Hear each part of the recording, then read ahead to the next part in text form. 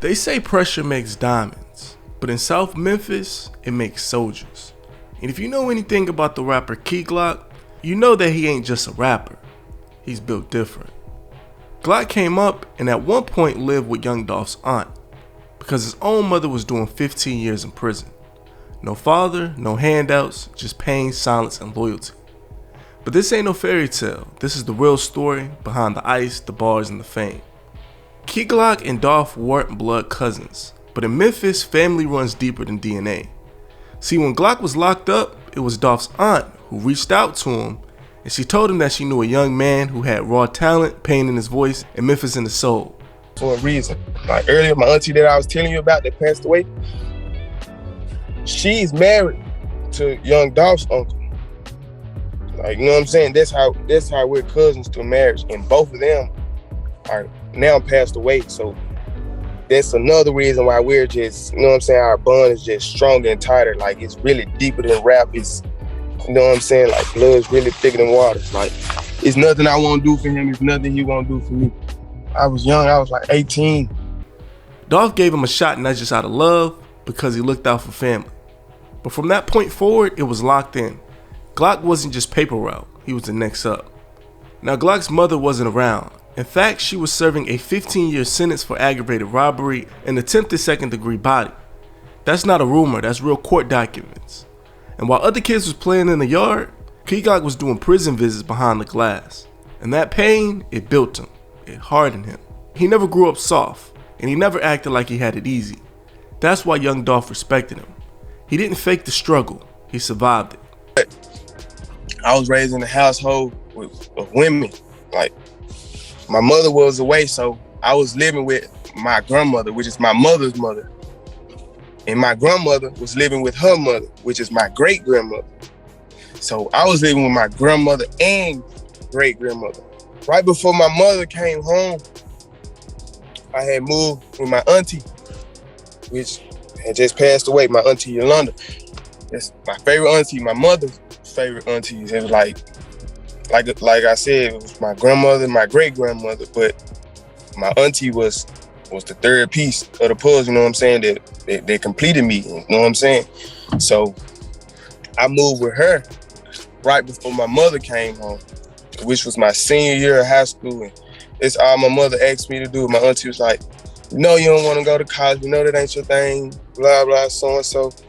Just get your diploma. I was like. When Key Glock turned 18 years old, he got caught up with a gun charge and ended up doing time. And just like that, the system tried to swallow him. But unlike the most, Key Glock came home and got to it. He wasn't trying to be famous. He wasn't trying to be flashy. He was just focused, locked in, ready to show the world what he had been holding on to since a child. That simple call to Dolph that his aunt made gave him the alley-oop, and Glock ran with it. Before the world knew about the incident of Young Dolph losing his life, before the headlines and courtrooms, Glock once had a friendship with Straight Drop, the man who was now accused and convicted of taking Young Dolph out.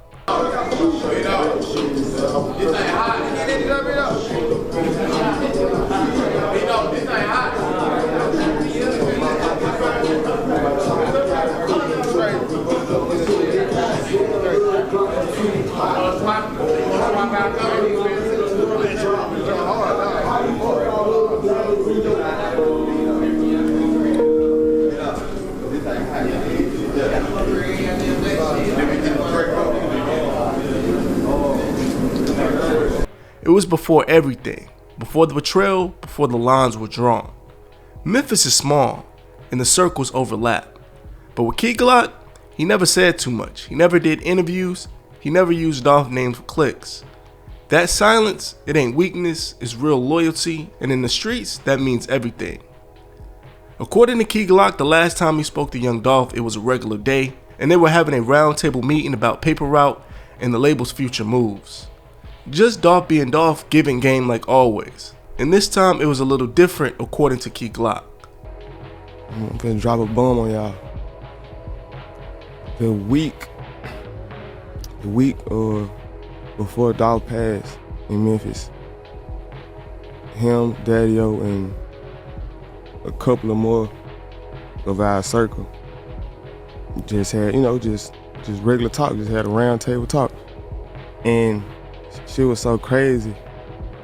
Dolph says, like, if anything go left, like if anything happen to me, take Glock to, you know what I'm saying? To Republic? Not to a label. not To the major. To the major, yeah, because Wow. there was always me and him in talks anyway. Mm-hmm. Like, I never wanted to be the biggest independent artist. This was his thing. Like, it was his stilo. I never wanted to take that away. But we always knew how much money we could make with the major. So that's why I really kind of did it. Oh, so you already, in your mind, you already had his blessing. You already knew what it was. Yeah, this shit, it was gonna happen anyway. It just wasn't rushed or forced. Like, it wasn't even needed now. It just was, okay, I know bro wanted me to do this. Like, he didn't say it for no reason. And it, like, it wasn't no coincidence. He said it like a week before, you know what I'm saying? So shit like that. And it's still paper route though. So it's like, yeah, most definitely. Yeah. So you did, is it a label deal with paper route? It's a partnership. Partnership. Yeah, Okay, for sure. got you. For sure. Yeah. What does the paper route family like just mean to you? What you just said, family. Right. Yeah, it ain't even just a business. It's really deeper than rap, bro. Yeah, deeper than rap. And then days later, the news broke.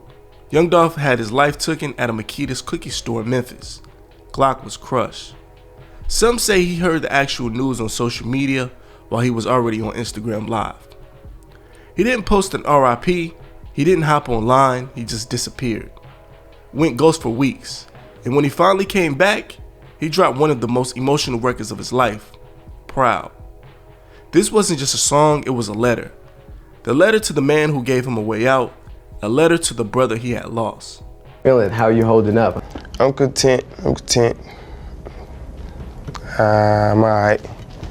When you say content, what does that mean?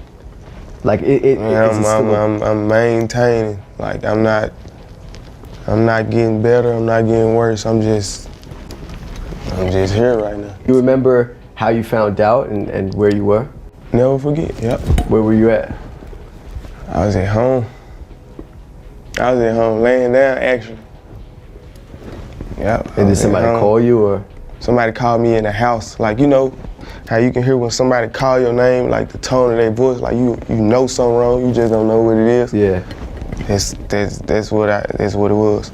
Did you ever feel that same type of anger when Dolph was tragically taken from us?